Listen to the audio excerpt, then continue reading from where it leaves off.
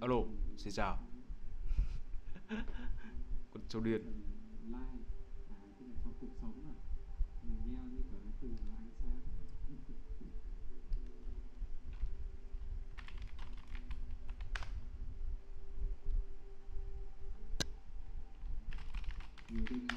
Ờ,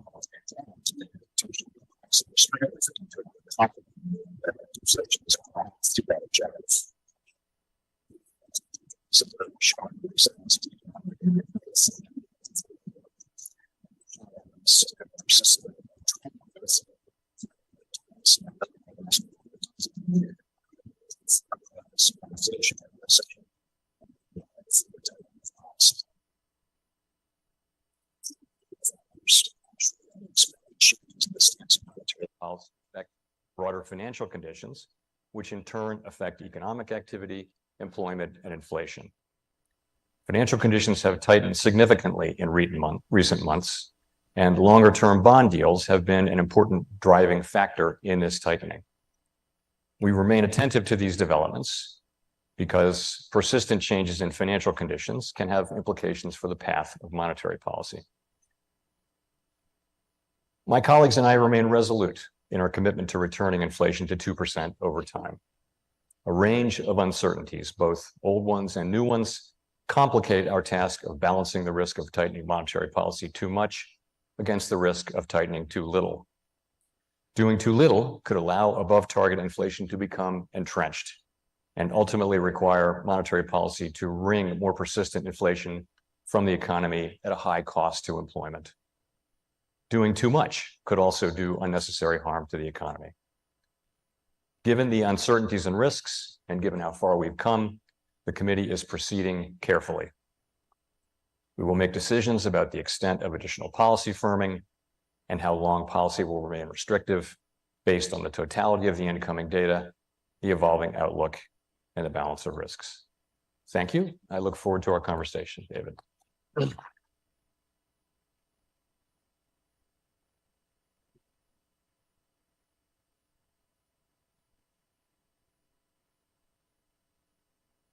Thank you very much, Chair Powell, for being with us today, for the remarks, and for having a bit of a conversation here. Really appreciate it. It strikes me it's a particularly propitious time, given everything that's going on in the world and in the economy. There's a lot to talk about, a lot to discuss. Let me start with something you just referred to, which is the surprise to the upside in the economic data, despite, as you termed it, I think, historically fast pace of growth. Are you surprised at how resilient the United States economy is? Just today, we got jobless claims numbers, surprised because they were low. We got the retail sales numbers you mentioned.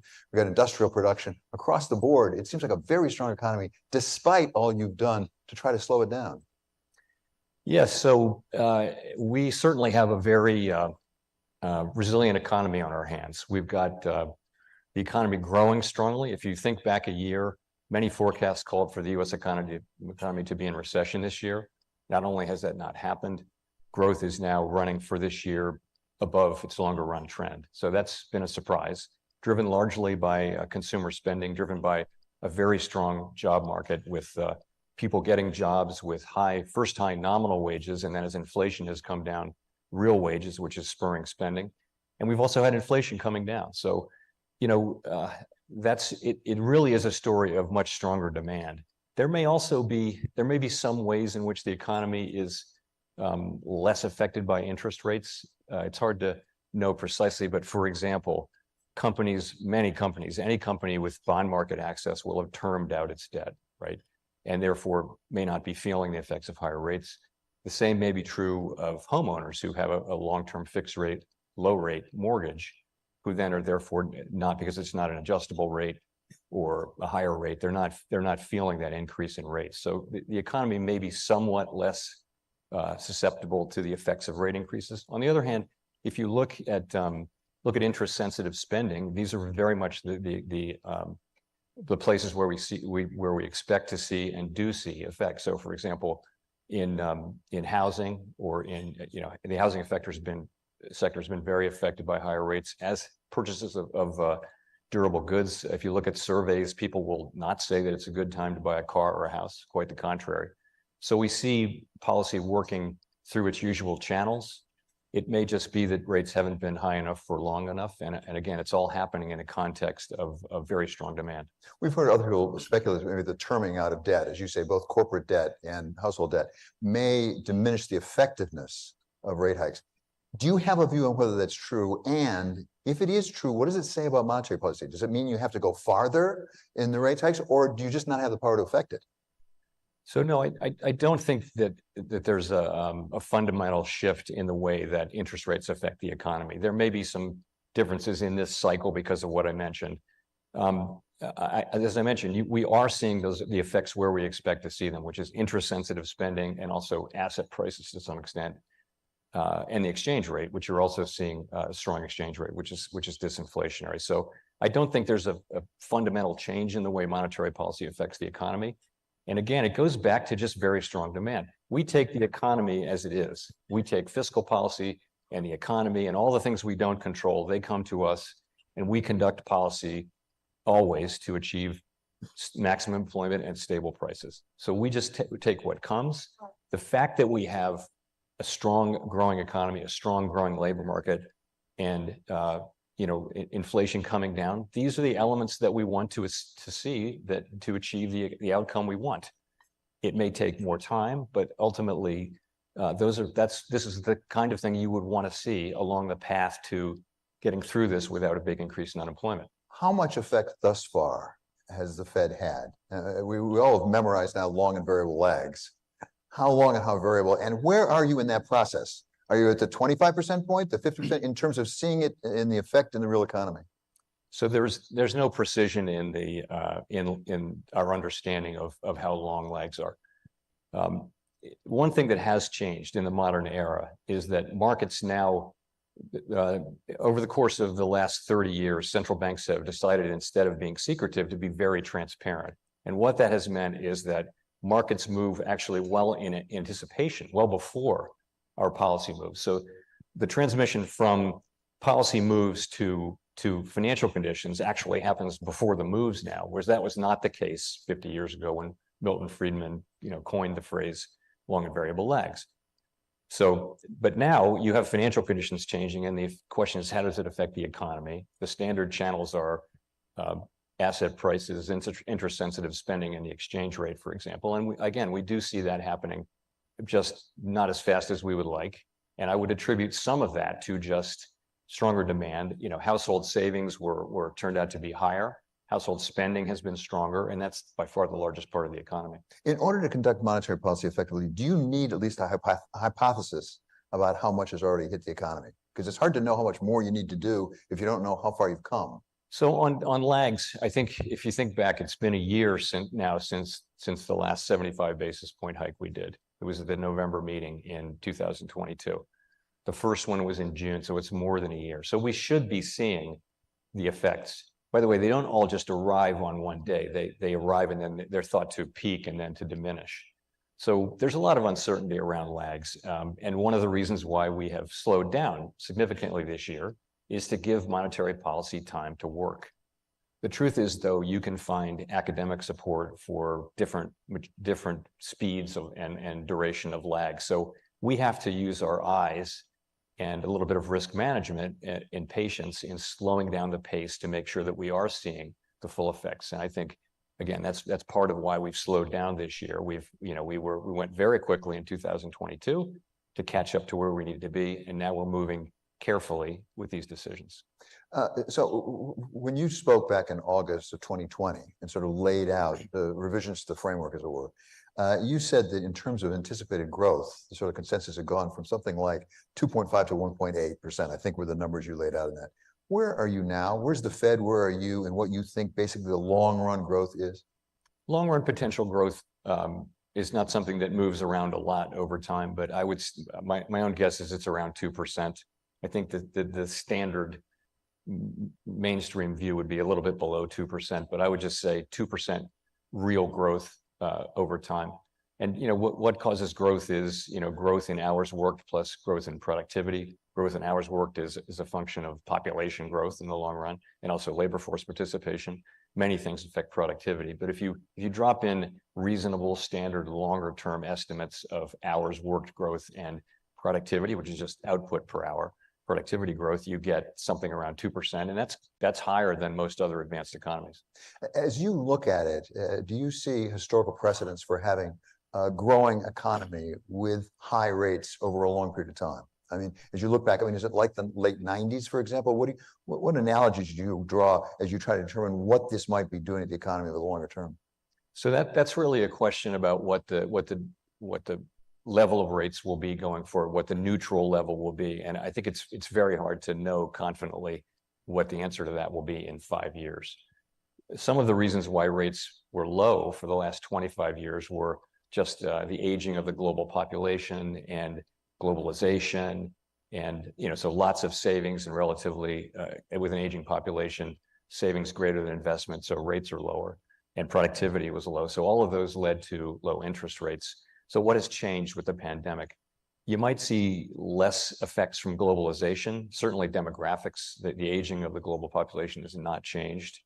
I mean, this is a discussion we're having on an ongoing basis. It doesn't really affect current policy, but where will rates settle out? What will be a normal rate? So if a typical Fed tightening cycle would leave you at 5 or 6%, and this is in the before the pandemic and before the low inflation period, you would have had Fed rates in 4 or 5% or even higher frequently. Are we going back to that? I really don't know. I wouldn't want to speculate.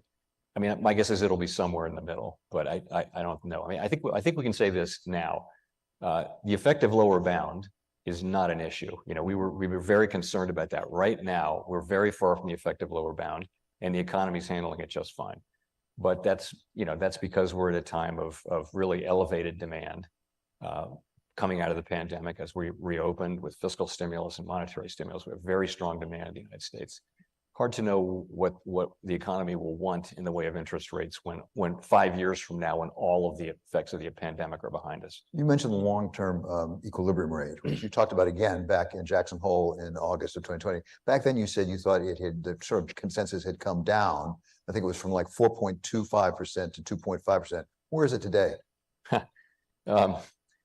So I think by any reckoning, long-term interest rates and the neutral interest rate came down steadily over the course of several decades. So where is it today? I don't know. We're finding it basically. The idea was that I think the median indication of what the real neutral rate was around 50 basis points before the pandemic.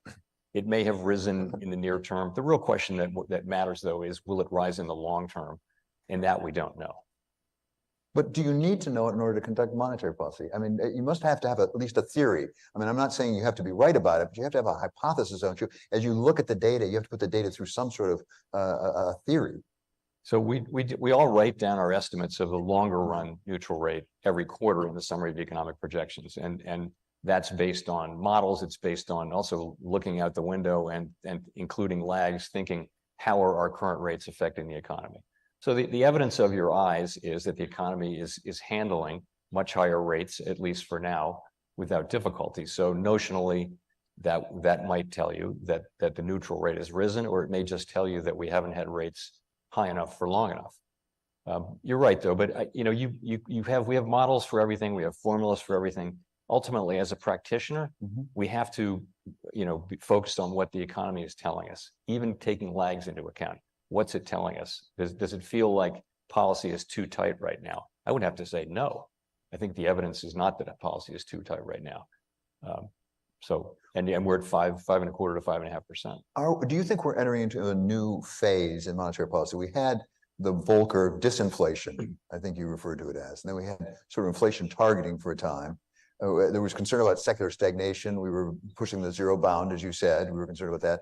And then we had the pandemic, and we had the real problem with inflation. What's the next phase look like? How would you describe it?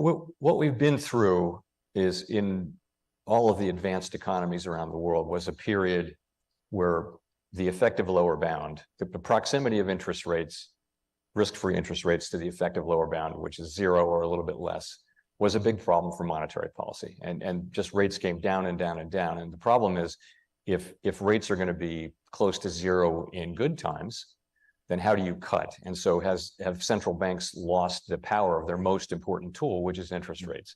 This was a subject of a vast literature in monetary policy research for 20 years. And you know, the most common answer was some kind of a makeup strategy. So you would credibly promise to run inflation a little bit hot and above 2%, and that would anchor inflation at 2% to counter the times when it was below. So that was a very serious problem, which filled books worth of research. Then comes the pandemic, then comes the response to the pandemic, and then comes the pandemic inflation, not just in the United States, but everywhere. The question is that a secular change, or are these factors that brought us to that place, are they still out there waiting to come back? And, you know, books are written on this subject now. You can argue that, and some have argued that effectively the last 20 years before the pandemic were kind of a perfect storm of disinflation.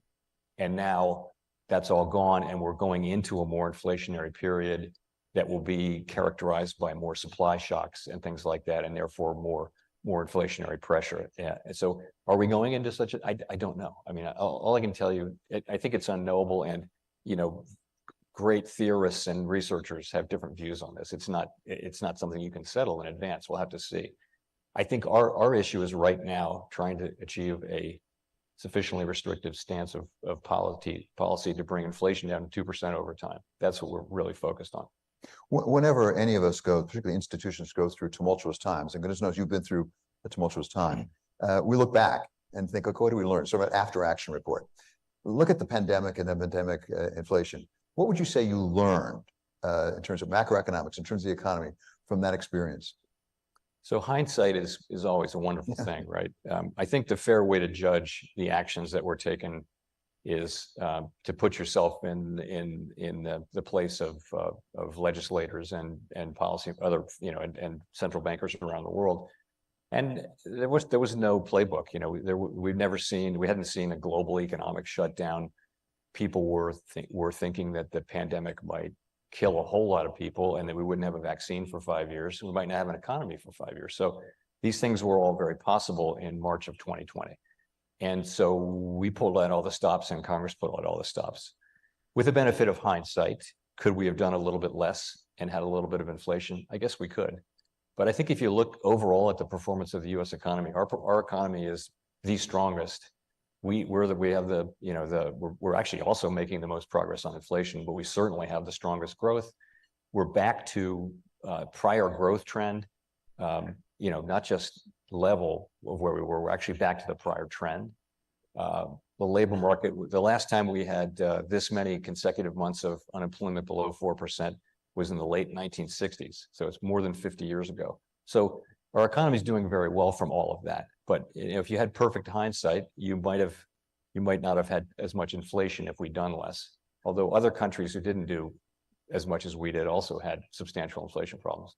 I think my question was just a little bit different. It's not so much of assigning blame or saying, did somebody make a mistake, as are there things that going forward would change the way you conduct monetary policy that you learned from that maybe nobody had reason to know at the time, but it was an experience you went through?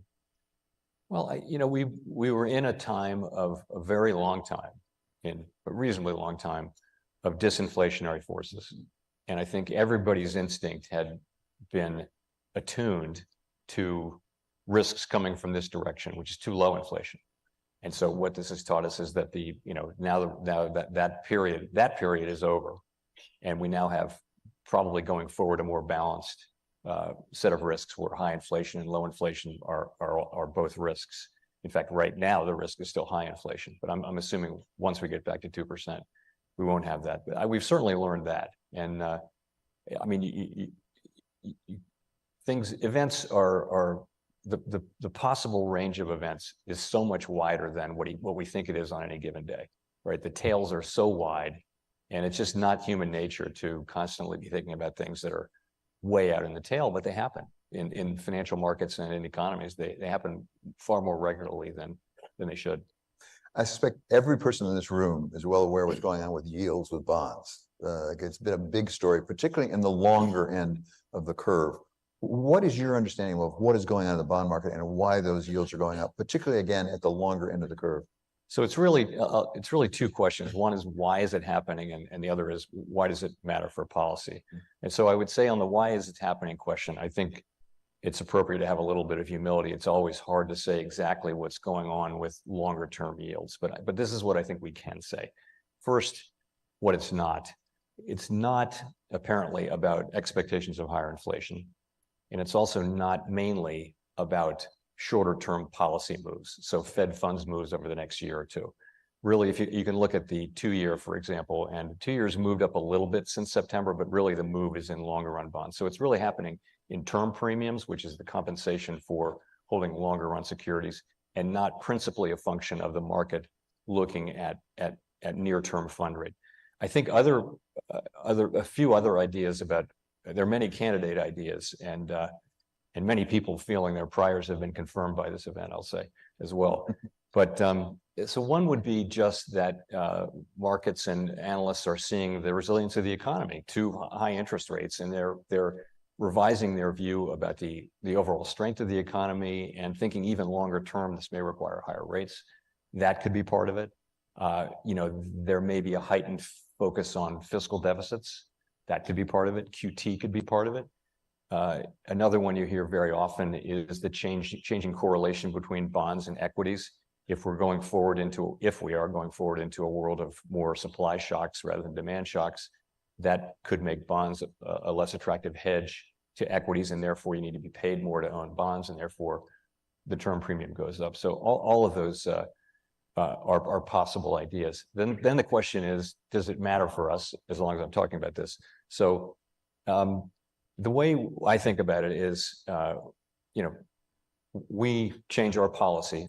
Actual and expected changes in our policy affect financial conditions, and persistent changes in financial conditions affect economic activity, hiring, and inflation. So one question is, are we seeing the longer run bonds, the increases in rates, are we seeing those come through in financial conditions in a persistent way? And I think if you look at financial conditions indexes, the answer so far would be yes, you are. Persistence, it will be a matter of just seeing with our own eyes, but certainly they're coming. If you look at financial conditions indexes, they're showing tightening, and it's a lot because of longer rates. Then the question is it endogenous? And is it just because the market expects us to take things, to take further actions to tighten monetary policy, in which case if you have to follow through. But that doesn't seem to be the case. It doesn't seem to be principally about expectations of us doing more. It seems that the other factors are the more prominent ones. Another question is, bottom line though, that means it probably does over time. It makes sense. It's something that we'll be looking at. Well, that's the question I was asking, is over time. From what you understand right now, do you think this is a temporary phenomenon, or do you think there are structural factors, whatever they are, and we can talk about what they might be, that would really this is the future that we're looking at now? Well, so of the factors I just listed, some of them are shorter term, some of them are longer term, and some of them could be either. So for example, concerns over fiscal deficits, that could be a longer term factor. The change in correlations between stocks and bonds could be a long term. I don't think we know. I think basically bond prices are set by supply and demand. The supply of treasuries is a known thing, but demand can be affected by any and all of these theories, and also just by sentiment too, which is hard to characterize. So, markets have been volatile. They've been longer. You've seen the rates moving up and down a lot. I think we have to let this play out and watch it. But for now, it looks it's clearly a tightening in financial conditions, and so we'll be watching it carefully. Talking about the fiscal side, and you've been very careful repeatedly to say you want to stay in your lane. You're not responsible for fiscal issues. At the same time, you have to take into account, and it looks like the United States is going to have to borrow a fair amount of money. By the way, other countries are as well around the world. We have a big supply of treasuries coming on board. To what extent do you think that is a longer term issue? And let me tie it back to something you referred to in your remarks, actually. When we see geopolitical conflict around the world, like in Israel, like in Ukraine, some of the buildup with respect to China, the defense spending is going to be elevated for the United States and for other countries. Do you take that into account in figuring monetary policy? Because it may well mean that we're borrowing a lot more money than we have in the past. So we, of course, see the same things that everyone else. So I just came back from IMF meetings this weekend, and there's a lot of talk of the very large resource demands that organizations like the IMF and of course countries are facing, and the need for substantial amounts of revenue. You mentioned military. There's also dealing with climate change and things like that. So there's a lot of that. We don't, as you mentioned, we don't comment on fiscal policy. Actually, the fiscal authorities have oversight over us, and not the other way around. So we stay away from that. So I would just say everyone knows that it's not a secret, and about all I can say is we know that we're on an unsustainable path fiscally. It's not that the level of the debt is unsustainable. It's not. It's that the path we're on is unsustainable, and we'll have to get off that path sooner rather than later. It's not really something, though, that affects a monetary policy decision about how much we raise rates in the next 6 months. It's not going to be driven by. I mean, if there were some vast new fiscal policy that were about to be enacted, and then that would have an effect on the models and have an effect on projections, and indirectly that would affect us, but we would not be in a position of responding directly to fiscal policy. When we talk about the treasury market, obviously there's buying and selling, and the United States government is issuing a lot of treasuries. There's also a question of who's buying, and we now have one buyer who stepped out of the marketplace, namely the Fed, which is a big buyer. At the same time, we're getting reports that maybe some of the overseas buyers may be pulling back as well. How do you take that into account in assessing where we're going with long-term bond yields? So actually, I think buying by overseas entities has actually been pretty robust this year. So there have been some small changes, but I think by and large, they've been buying robustly. Again, we look at the broad financial conditions. We look at interest rates, other asset prices. That's what we look at. We don't focus on fiscal policy. We wouldn't change monetary policy because of, for example, because we think that the U.S. is on an unsustainable path. Everyone knows that. We're just going to do monetary policy to achieve maximum employment and stable prices. And that's how we think about it. I'm curious, though, one of the things you're most concerned about is the real economy, what's going on in the real economy. You distinguish yourself from some of your predecessors in that you have a significant exposure to the private sector, not just the public sector, academics. As you talk to CEOs, people in business, what are you hearing about the cost of capital? Because these bond prices are really affecting cost of capital for the first time in a while. There was a long time the cost of capital felt like it was almost zero. And business changes an awful lot when the price of money goes up. I talked to several people this week who run companies, and they each said that the economy remains strong and that they don't see the consumer. You see, there's some areas where spending is softening, but overall, I mean, look at the retail sales number. The consumer is strong. Volume is not going up very much, but companies are profitable. Now, if you get to where I think the cost of capital would really matter would be for smaller companies and early stage companies, and that really does matter. So we don't have a lot of tools. We have interest rates, and they're far from perfect. It's famously a blunt tool, but it's what we have to get inflation down. And really, the world counts on us to deliver low and stable inflation. That's what we have to do. And at a time like this, we know that we're having negative effects on. We had the home builders in this week. It's a very tough time in the whole home building industry. And we know that, but ultimately, what we want to get back to is a long period of price stability. That's the best thing we can provide, and that policymakers and businesses and everyone can, and people can just lead their lives not worrying about inflation. This is what we can deliver. It's what we have to deliver. And this is the time. You know, our independence is not for times when we're really popular. It's for when we're doing something that really the public counts on us to do, notwithstanding that it's challenging and difficult. And you know, higher interest rates are difficult for everybody. You have not wavered from your commitment to 2%. You did it again today, 2%. No question about it. There are those who suggested, including some colleagues in the Fed, that maybe the bond market is doing part of your job for you. Is that the way you see it?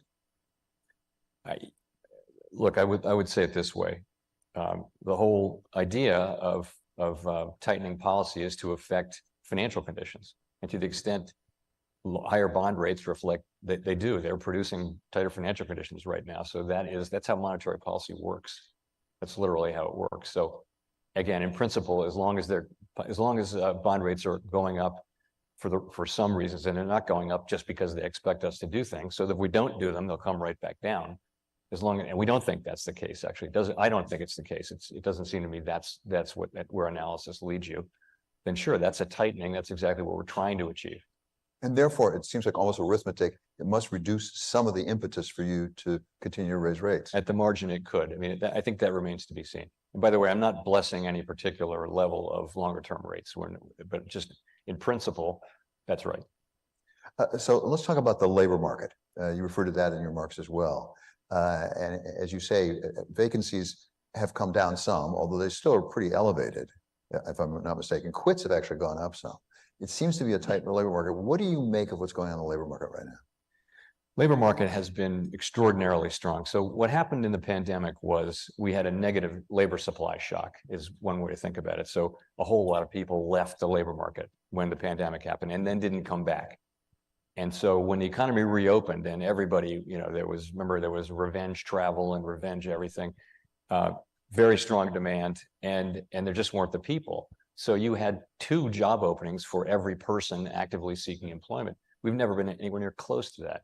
There was panic and wages and bonuses, and particularly in things like in-person services where people had not gotten big wage increases and didn't want to come back to work. So that's where we were. So since then, there are very many signs that the labor market is getting back into balance. And I talked about some of that in my remarks.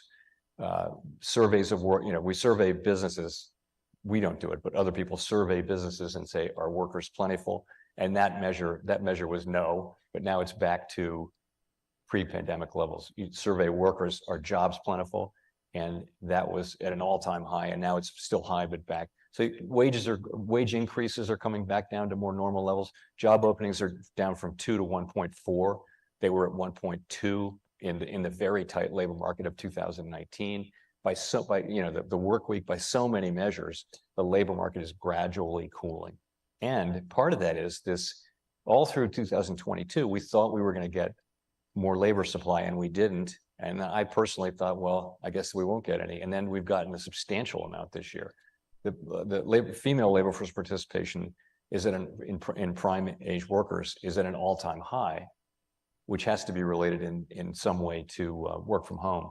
But labor force participation increased, immigration increased, and now you see that in the overall cooling of the labor market. So even though job creation is still very high, there are the workers to fill those jobs. And again, businesses will tell you that it's very different. It's still a very tight labor market, but it's loosening.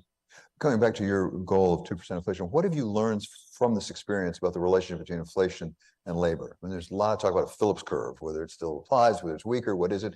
What is your hypothesis right now with the relationship between inflation and labor market? Well, let me tell you what it was before. So one of my favorite charts is just the slope of the Phillips curve over 40 years. And so it shows the relationship between unemployment and inflation. If you go back to the high inflation of the 70s, it was a very tight relationship.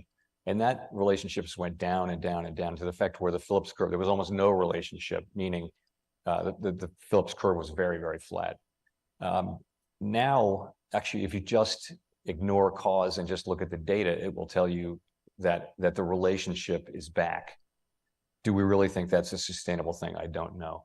What happened, though, was that people came to seriously expect 2% inflation, something like 2% inflation. And if people expect that, if companies expect it and workers expect it, and you expect that in your shopping, then that's what'll happen in a way. And that's what happened. So even in very, very tight labor markets, we didn't have high inflation. I was at the Fed since 2012, as unemployment went from 6 to 5 to 4 into the 3s for the first time. And, the models were all saying that we should be seeing some inflation, and we never really saw 2% inflation on a sustained basis during that era. So we learned that the Phillips curve was really flat. Some pronounced it dead. Now, I don't think most of the inflation we're seeing at all is from the Phillips curve, though. I think it was built really the collision of very strong demand, really strong demand with constrained supply. Cars being a great example. Many people wanted cars, didn't want to ride public transportation, wanted to move to the suburbs. Unlimited demand for cars. Interest rates are low. Yet we couldn't get semiconductors, so there are no more cars. Car production went down. How do you solve that problem? Prices just go way, way up for cars. That's how you clear the market. So that's a classic example of what happened here. It really wasn't about the Phillips curve. It was more about constrained supply and demand more broadly, especially for goods at the beginning. Let's turn to another responsibility of yours, which is the banking system. Last March, we had something of a scare because of, I guess, interest rate risk with Silicon Valley Bank and then some others. Are we through that now? Where are we in that process? Are you resting easy? So what you pay us for is not to rest easy. We don't do that. But I would say where we are is this, though. Things have certainly settled down, we see the funding markets is fine. We see, and we paid a lot of attention to banks that looked anything like the banks that had the problems, and made sure that they had credible liquidity plans and plenty of liquidity and all of that. And so I think all of that has worked. And we set up this facility that's available for banks to borrow. And so all of that has led to a real settling down. But our job is to be on the case, and we're still on the case, and we'll keep after that. Banks are generally very well capitalized and highly liquid in our country. Banks are strong. We benefit from all those years of reform under Dodd-Frank and Basel III that we went through, with former Governor Tarullo, right. And many others. And so we benefit from a very strong, well-capitalized banking system that's much better at managing its risks than the one that entered the global financial crisis. Very well capitalized, but you want some more. This is You're a talking about proposal. the Basel III proposal, which is, it's a rule that's out for comment, so there's not a lot I can say, but we do expect a lot of comment, and we do expect to take those comments very seriously. Talk about the commercial real estate. There are some concerns out there in the marketplace, what's going on, because obviously there's a repricing that comes with your increased rates. It's thought that there's some real estate out there that is not worth the money that was originally financed with it. How concerned should we be about that as something lurking out there that could really affect the system overall, not just the people invested? So there's work from home, and that's affecting downtown real estate in a lot of big cities, and higher rates as well, as you point out. So this is an issue that we pay a great deal of very careful attention to. Commercial real estate is not a principal risk or a major risk for the very largest banks. It is much more for regional and really the smaller banks have proportionally a much larger exposure to real estate, so commercial real estate. So what we've done is supervisors are in there looking at real estate portfolios. They're working with banks to make sure that they have plans to deal with the problems they have in their portfolio. These problems evolve over time. They don't land with great suddenness like a market event. And so we're working with all of the bank regulators are working with banks that have concentrations of troubled real estate to work it out. There will be losses for sure. You can drive down through most downtowns, in many downtowns anyway, and see buildings that are empty and things like that. But we're working through it, and we're on that case, and don't see it as as presenting much broader problems. But our job is to make sure that it doesn't. As you mentioned, regional banks are where a lot of people focus on this. As you conceptualize the banking system, what is the role of the regional banks? We have the super big banks that don't look like they're going anywhere. And we've got the community banks, the smaller banks that we understand are critical for, particularly for small businesses and local context. But what about the regional banks? How much pressure is there on them? And what would the damage be to the system if in fact there was more consolidation with some of the big banks? I think the regional banks are very important, extremely important. You know, we have 4,500 banks, which is a lot more than any other country per capita or per dollar of GDP. But we have, you know, our GSIBs, the largest banks, are the leading banks in the world in profitability and in their success in their business. We have community banks in you know, who deal in smaller communities. But we also have these great regionals, and I think they do a great business among, you know, with many companies. And I do think their business model is under pressure, and I would not like to see us add to that by treating them exactly like GSIBs. I think they don't need exactly the same attention that a GSIB gets. So, but I would say I personally think, and I think we at the Fed strongly think that the regionals and the smaller regionals are an enormously important part of our banking system. Okay, you've been very generous with your time. Really appreciate it. I have one last question. Are you having a good time? And if so, why? Now or no. I assume this wasn't that pleasant, but in general, are you enjoying your job? I would say this. First of all, it's an incredible honor to do this job. And every day I do it, I feel so fortunate and so lucky and blessed to be entrusted with this. And, you know, all I want to do is do the best job I can for the public that we all serve. And yes, there's a lot that's enjoyable about it, but mostly it's just so important to get it right. And that's what we're trying to do. Thank you so much, Chair Powell. It's really good of you. Thanks a lot. Thanks.